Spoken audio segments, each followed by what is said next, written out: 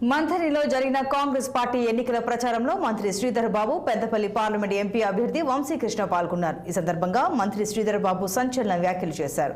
Kaleshwaram project నిర్మాణానికి ఖర్చు చేసిన 1,00,000 కోట్ల నిధులతో రాష్ట్ర వ్యాప్తంగా డబుల్ బెడ్రూమ్ల నిర్మాణాలు చేపట్టవచ్చని అన్నారు.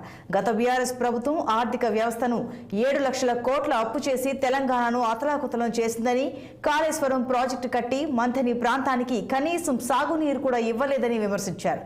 గాలికి కూలిపోయే వంతెనలను, కుంగిపోయే ప్రాజెక్టులను కట్టిన బీఆర్ఎస్ ప్రజల సొమ్మును దుర్వినియోగం చేసిందని ఆరోపించారు. గాలి మోటార్లలో వచ్చి గాలి కబురు చెప్పే వారి మాటలు నమ్మవద్దని ప్రజలకు విజ్ఞప్తి చేశారు.